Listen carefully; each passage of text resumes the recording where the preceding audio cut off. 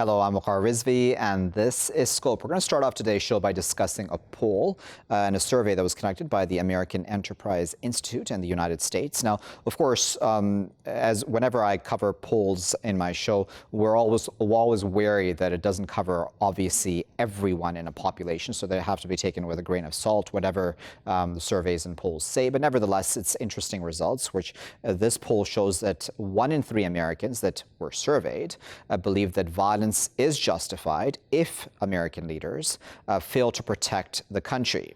Political violence, of course, more specifically. 1 in 3 Americans were also found to agree with the following statement. I'm going to quote it exactly: that the traditional American way of life is disappearing so fast that we may have to use force to save it, end quote. Now, this can be seen in the context, certainly, of the Capitol riots. It can be seen in context of other forms of political violence and tensions in the country as well. But I'm going to put all those issues to our esteemed guests who are joining us this morning from the United States. We're joined by Dr. Brianna Mack, who is joining us from Delaware, Ohio. She's an assistant professor of politics and government at Ohio Wesleyan University. Joining us from Charleston, South Carolina, is Lauren Brown, who is a political commentator and strategist. And joining us from Gaithersburg, Maryland, is Dr. Richard Chasdi, who's a professorial lecturer at George Washington University. Richard, Lauren, and Brianna, good morning to all three of you, and thank you for joining us. Lauren, let me start with you. What do you make of the poll? I think it certainly represents the frustration that some Americans feel, not all, whereas some citizens feel their way of life is being threatened. Others are still deep in the fight for equality. So I think it depends who is looking for a better life and who feels like something is being taken away. It's unfortunate that the result is violence and not conversation or compromise. I think one of the beautiful things about the American spirit is that if you look throughout our history, the reason that we have been able to overcome so many of our greatest challenges is because we could dialogue and bring ideas to the table and not weapons. So I think the most unfortunate part is that in a time of great distress and despair, so many have been impacted in the United States by COVID-19, whether that's economically or otherwise, that people don't feel the natural option for resolution is to meet, people in the middle to come up with ideas for a better society, but they feel like they may need to turn to violent means as a way of protecting what it is they feel like they're losing. They don't see the democratic process as working for them, and I think that's the most unfortunate part of these findings, Waqar.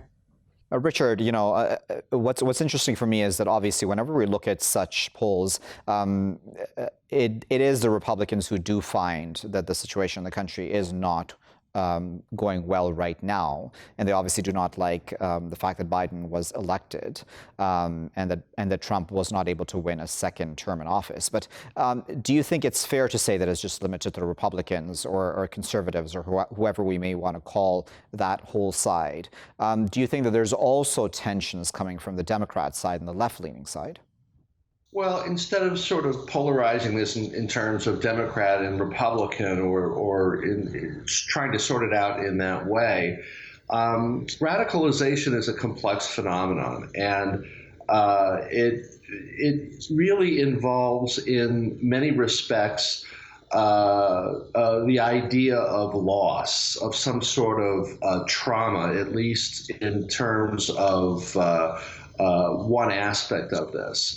It can be the belief that the old way of life is disappearing, which in this case seems to resonate. And these beliefs that something is being stolen, quite literally, if it's the election, if it's the old-style American way of life, if it's tradition. This is something that is, I think, also impacted by structural forces, such as the role of globalization. One of the reasons that some people point to why Trump was able to win in 2016 in the first place was the idea that he played on the fears of those workers, many of whom are not well educated, with regards to the idea of offshoring and the idea of the removal of their jobs overseas.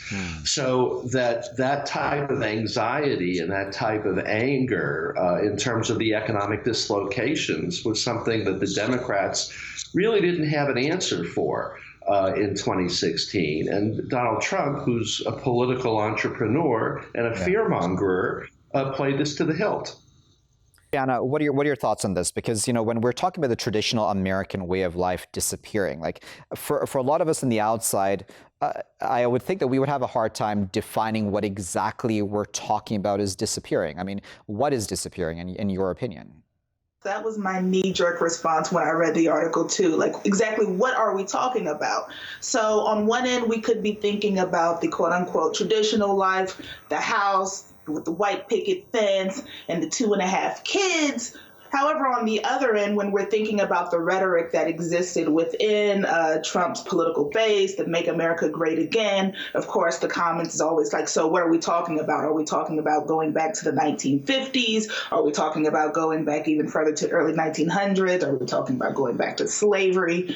But in thinking about exactly what are these individuals thinking about, or exactly what could be influencing this belief, the first thing that I thought about was, of course, the census finds that by 2050, people of color will be the majority while white folks will be the minority. And so, of course, I know that there is still a lot of perhaps resentment or fear as that relates to, I guess, Trump's, political supporters. And so that's what I was thinking about when I was reading the article, that it could be racialized or things of that sort.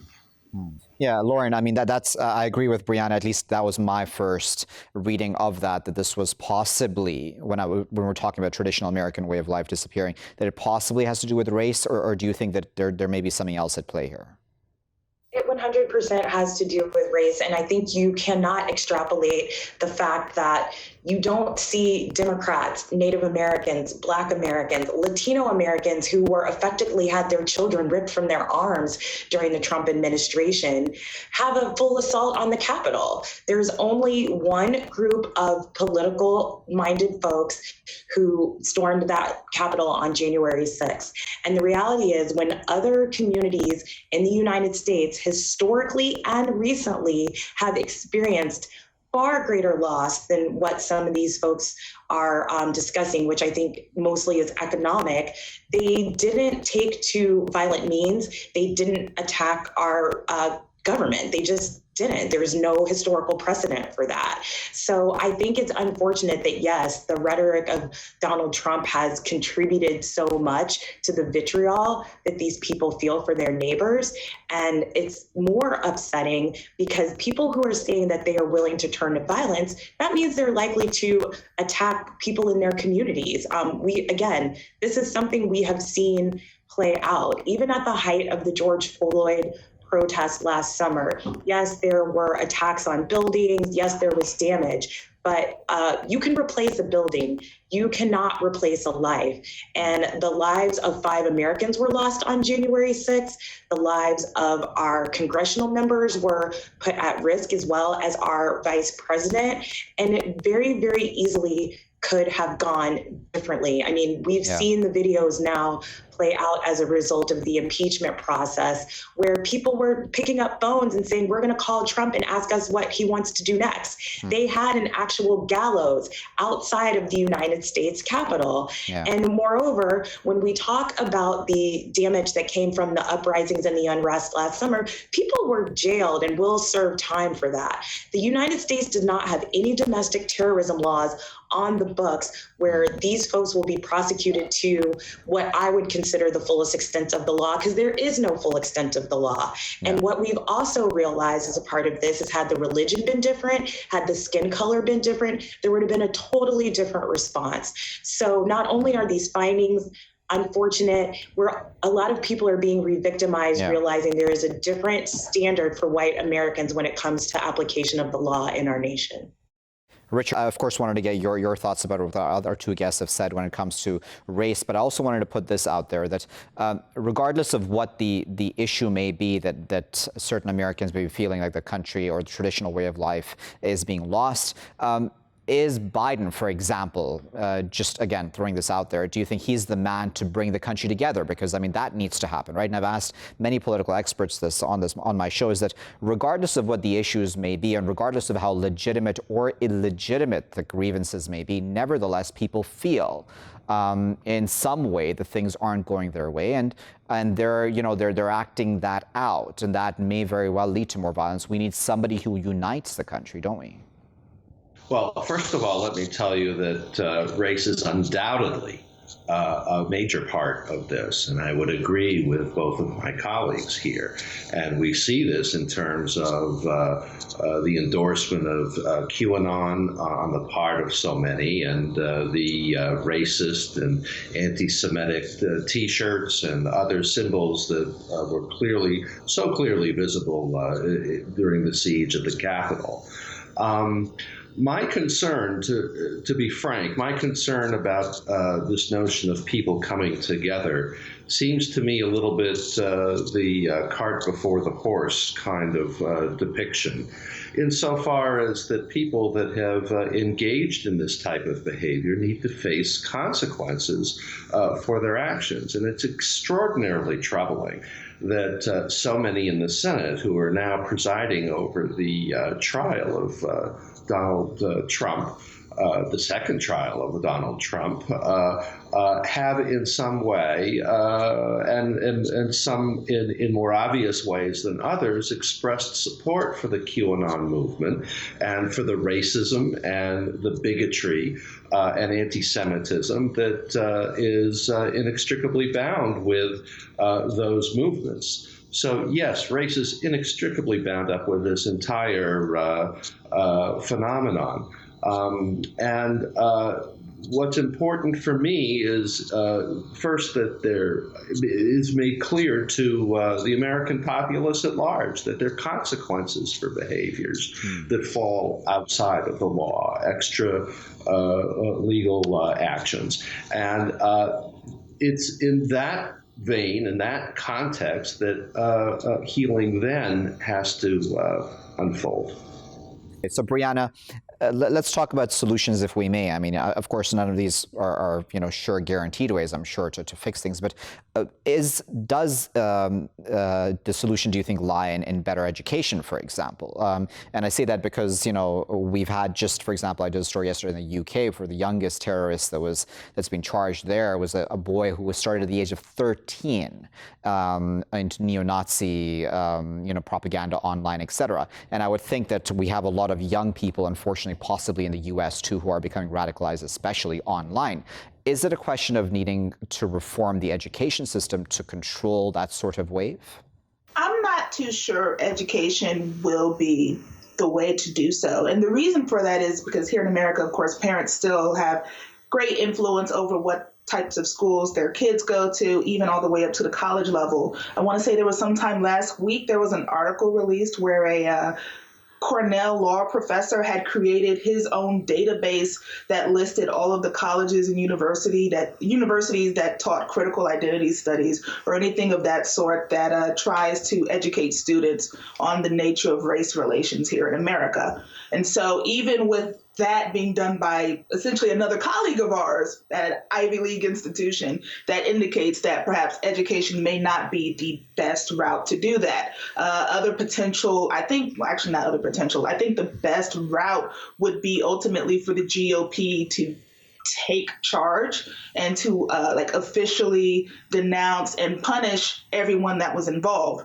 from all the elected officials all the way down. Well, no, you can't really punish the voters, but if they took control and actually censored or punished the elected officials that were involved in the Stop the Steal and in the failed riots, especially during the tally on the Capitol floor, that would perhaps help strengthen the country, or at least at minimum help moderate Republicans and others who were anti-Trump feel better about the future of the party. Okay, we just have about 2 minutes left, so Lauren and Richard, I'm going to give you the final words, a minute each if you can, please. Lauren, I'll go to you first. Where does the solution lie, if not education? I mean, how does one deal with the situation at the same time? Because we don't want a country, I would think, that is just Democrat-leaning, for example, right? That's not the goal here, right? I mean, we do still want conservatives to very much have their place in society, right? Absolutely. There's a severe lack of courage in the Republican Party. And unfortunately, without leadership that is willing to speak truth to power, that is willing to call out the lie, they keep calling it the big lie. It's an obvious lie that Donald Trump did not win. I'm honestly not sure what the answer is. But even in response to your question about can Biden do it, he's already shown that he's going to legislate from the center. And in this completely polarized nation that we're living in right now, the center cannot hold. So I think without a real show of leadership and honesty from the Republican Party to gather their folks and tell them what it really is, and also provide solutions that give them confidence in our nation and in our political process again, I think we're going to see an exacerbation of this. And again, I'm going to ask the same question again that I've asked Lauren about preserving the place for conservative ideology, because that's important, isn't it? I mean, it's been the cornerstone of U.S. politics to have conservatives and liberals side by side working together, but nevertheless to have their respective ideas in place. Well, the word that stands out when seeing this and hearing about this is the word of integrity. And integrity has to be re-injected into the political system on the part of the GOP so that they're able to, in a sober way and in a dispassionate way, be able to take on challenges like this and essentially root them out. I agree with my colleague that education is not necessarily the answer. Let's remember that in Nazi Germany, the number of PhDs and other professional degrees were very high. So I tend to think that this is a generational, this is a problem that will take generations to rectify, and type of immersion for children at early ages in terms of with an emphasis on developing sets of skills in terms of dealing with diversity over the long run is the type of grounds up kind of approaches that we have to begin to think about seriously in our schools. Very well. With that, but we sincerely appreciate Richard, Lauren, and Brianna for taking their time out this Saturday morning to share their expert insight with us. We were talking, of course, about that poll by the American Enterprise Institute, finding that about 1 in 3 Americans believe that violence is justified if the government, the U.S. government, that is specifically, and U.S. leaders are unable to, in their eyes, at least in citizens' eyes, protect the country. And then, of course, there is that concern about the traditional American way of life disappearing, which, again, 1 in 3 people agree with that statement. Also, where does the solution lie? We've discussed how education may not be the only way to go, or is not the solution, in fact. Is the onus then, as our guests have alluded to, is the onus then on the Republican Party, the GOP, as we may call it? Or does this need to be a multi-party, bipartisan effort in some regards? Because, I mean, in my personal opinion, feels like as the days go by, we're just getting more and more divided, more and more polarized when it comes to American politics. And I would think that getting back from that, or going back from that brink of complete division, we need somebody to unite instead of continue to divide on either side. And we need the rhetoric to really tone down both ways. I'll leave it there for that, but I'll be back with my next segment after this break. Welcome back, viewers. You're still here in Scope with me, Waqar Rizvi. Now, in this segment, we're going to discuss Russia-EU relations. Sergei Lavrov, who is the Russian foreign minister, has come out quite strongly against the possibility of new economic sanctions being placed on Russia by the European Union in the wake of Alexei Navalny and his arrest there. Navalny, of course, is an important Russian opposition leader. He had just recently come back from Germany to Russia after an alleged poisoning that took place during a flight that he was on. Lavrov came out and said essentially, I'm paraphrasing, of course, that relations would be cut off for better or worse. Now, the Kremlin has come out, though, to say after this created uproar, as you would imagine it did, that that the entire thing was overstated, that there was a misconstruing of the words of Lavrov. Even though, I mean, myself, I read what Lavrov said on RT, for example, Russia Today, which is affiliated to the Russian state establishment as well as the media. Let's discuss all of this a bit further and what this actually means going forward, because this is certainly at the very least a threat to the EU not to impose economic sanctions, and we'll discuss with our guests whether or not they should even be considering that at this point in time. To speak to us about this further are Dr. Michael Kimmage, who is a professor of history at Catholic University of America. He was also previously part of the policy planning staff at the U.S. State Department. He held the Russia-Ukraine portfolio. He's joining us this morning from Washington, D.C. Joining us today from Moscow is Dr. Kamran Gasanov, who is a senior fellow at the Russian People's Friendship University. He leads the EU and Middle East section. And we're joined from Stockholm today by Dr. Daria, who is a research fellow at the Center for Syrian Studies at the University of St. Andrews. Daria, Kamran, and Michael, thank you to all three of you for your time today. Michael, I'd like to start with you. This is certainly a threat, is it not? It's quite a blatant one. It's in some ways typical of Lavrov's diplomatic style, which is at times attention-getting and fairly confrontational. I think it's also hyperbolic, as you mentioned a moment ago. It's been walked back to a degree by other Russian government statements. I think in the end, it's a kind of challenge to the EU. It's a suggestion that Russia is just not going to speak Europe's language, and it's not going to speak the language of multilateralism and cooperation, which is so typical of the EU. And I think puts the EU in a bit of a difficult position in responding, but it's surely not the sign of any kind of radical break coming between Europe and Russia in the short term. Daria, as you can imagine, and as you well know, of course, the Europeans have not reacted well. We've had the Germans, I believe, reacting, and as well as other EU officials also saying that, that this sort of language is not helpful. What are you hearing about that, and what are your thoughts about that? Well, I think the language is definitely not helpful, and but generally we shouldn't have overemphasized this statement of Lavrov. I think it generally fits within the Kremlin policy that cases like Navalny is domestic Russian policy, and European Union or other international actors should not get involved. The statement really came out really strong, but on the good side, there is Lavrov said that we don't really want to be isolated, but if sanctions take place, we are ready to cut off relations. At the same time, I think that it would most likely be just sanctions on specific people, that wouldn't go. It wouldn't become a serious break between the European Union and Russia. Yeah. Well, how do you think that the European Union itself will react going forward? Of course, we've had denunciations by several officials in Europe about this sort of statement, but just on the issue of sanctions themselves, is this the right time to put sanctions? I mean, are sanctions even the correct medium to if we want to move the Navalny case forward? Is that the proper medium to do so?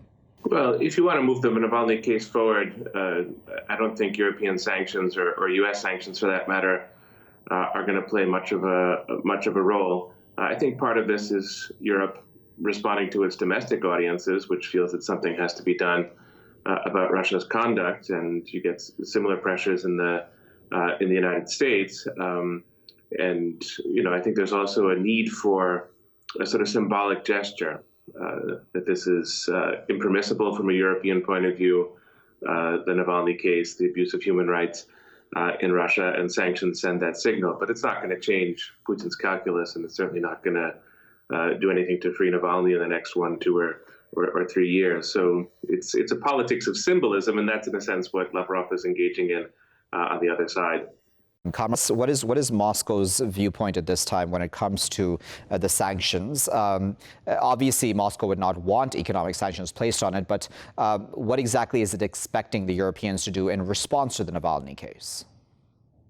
So I think that the difference between of Russian and European position is the following. The European Union makes three conditions to restore the relations. The first of all, it's release of Navalny. The second, the surrender of Crimea. And the third is return of Donbass to Ukraine. But Russia is ready to normalize relations without any conditions. And Putin is convinced that the Navalny case is an internal affair of Russia.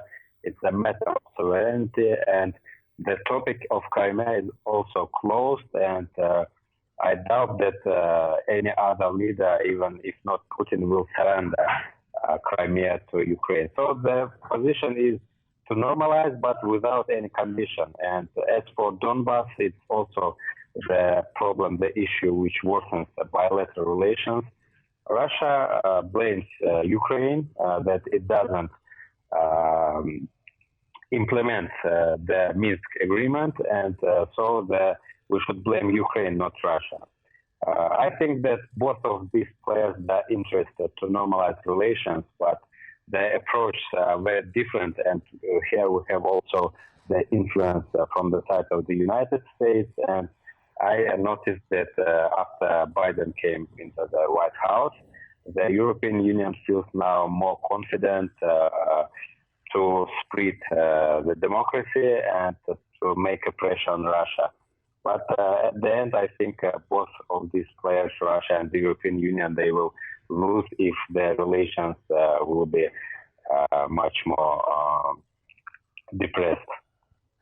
That's a good point, isn't it, Daria, where it's not as simple as just saying that, okay, the Europeans will, quote unquote, stand up to Russia, if that is the goal here. This would hurt the Europeans too, right, if relations were to deteriorate? Yes, of course, it would hurt both Russia and Europe very much, because we are top 5 import and export partners of each other. Plus, there are political relations, cultural relations, and we are neighbors after all. So going to the Soviet Union rhetorics would be very harmful for both sides, and I believe neither wants it. Therefore, at the same time, knowing the Russian system and how it works, it's impossible that Navalny would be released, or, as my colleague said, Crimea would be returned to Ukraine, because that is not how Russian government works, and I don't think that public would understand Crimean case. And with Navalny, it's mixed reviews, but definitely if Navalny was relieved, the government would see it as weakness, as showing weakness, so it's not going to happen. So the only solution to the case for the European Union, I think, is to mildly criticize, maybe impose some minor sanctions, which are more symbolic. And maybe Russia, most likely Russia, would impose something as a countermeasure, but it would stay low profile, and relations would continue to take place. Michael, I wonder if you think that there is an American role in all of this. I would think, and you can correct me if I'm wrong, that there probably is some American pressure behind the scenes on the Europeans to sanction Russia.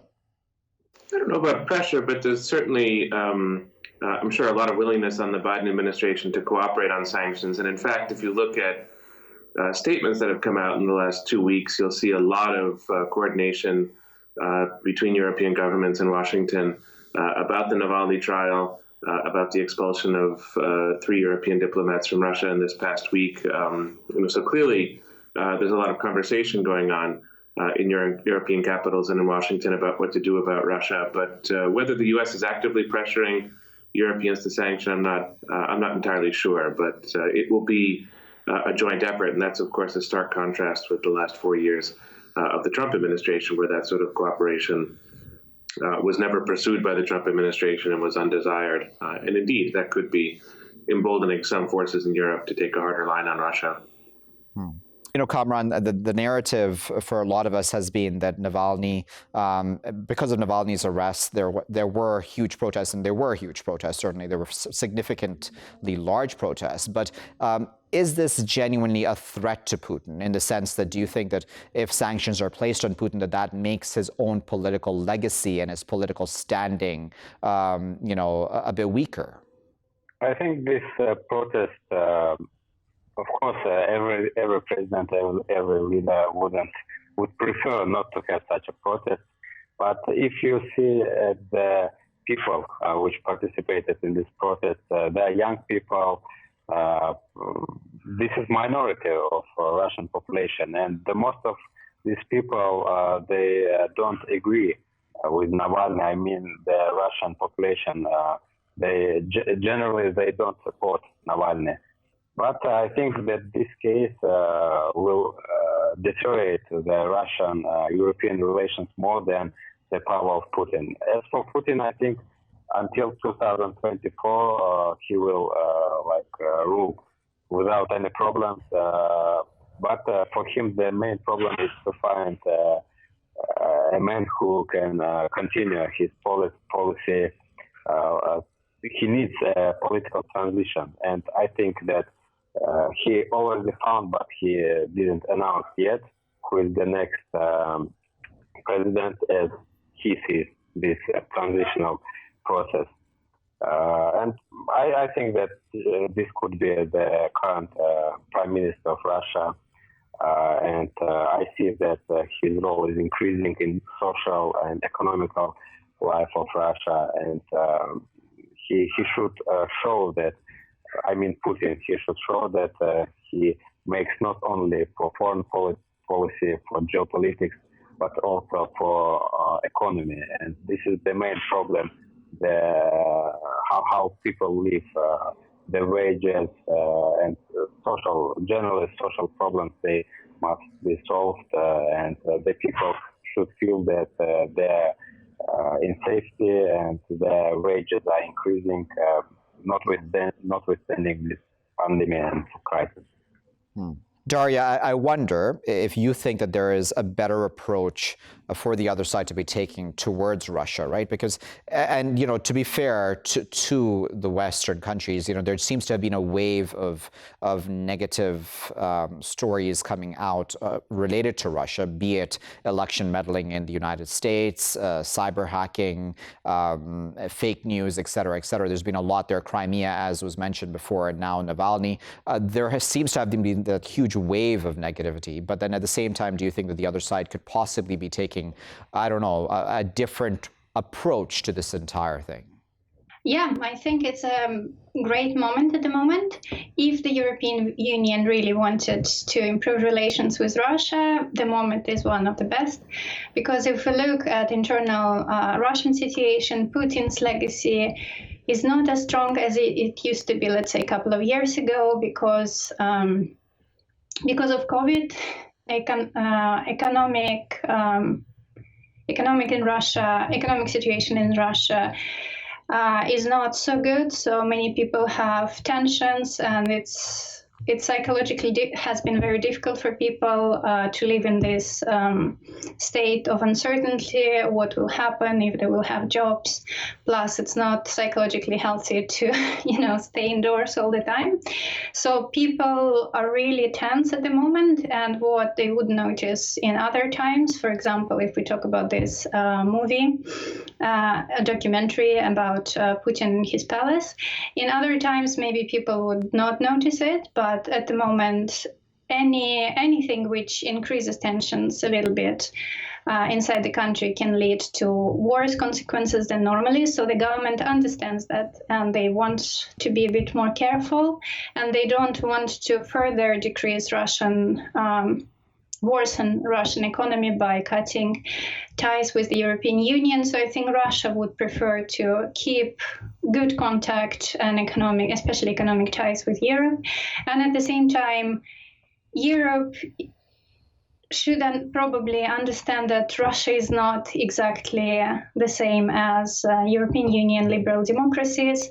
There is a history, there is a political culture, and certain things cannot happen in a different way under this government.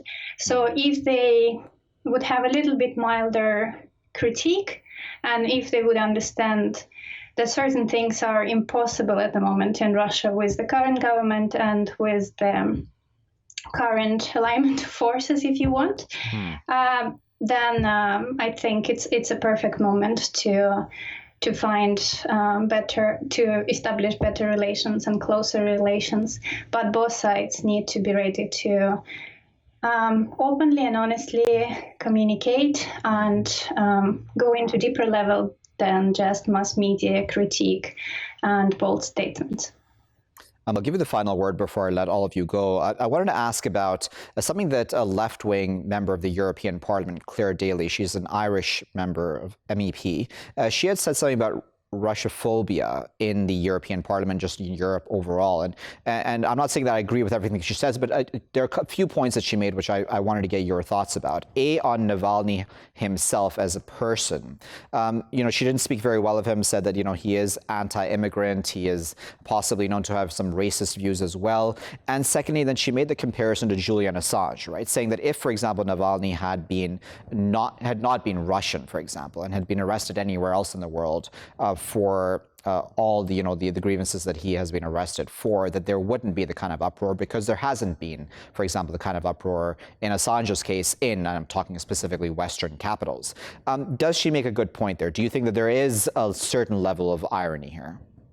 Well, I think there's always irony, but it's very hard to compare those kinds of figures and, Assange and his relationship to Australia or to Sweden is just so different from Navalny and his relationship to Russia. So that analogy seems perplexing to me. And I would have two responses to that set of comments. I think one is that it's Europe's right, and it's the right of any country to, make what statements they wish about the state of affairs in Russia. Russia is not shy about criticizing Europe. It's not shy about criticizing the United States. It pursues often a very hard-edged kind of diplomacy rhetorically, and the West has its sort of rights to respond in kind if it so chooses, or to point out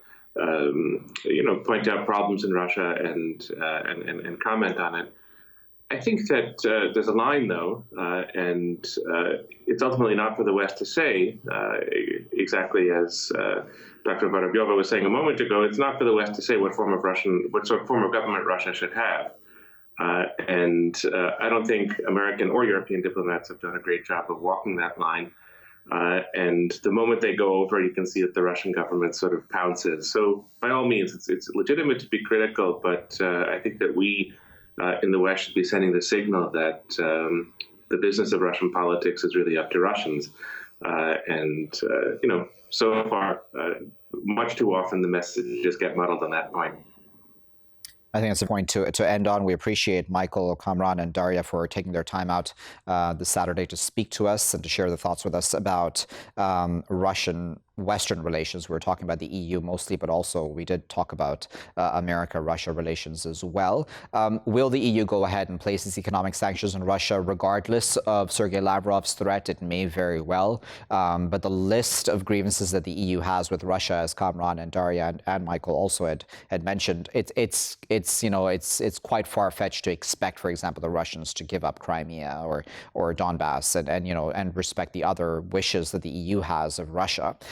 Therefore, is there another way? Is there a better way then to quote-unquote deal with Russia, if that is what the Europeans' goal is altogether? And then what of the Russian side? I mean, is this sort of rhetoric from Lavrov helpful? Is it meant to just be a threat and is just meant to be hyperbole for the sake of hyperbole?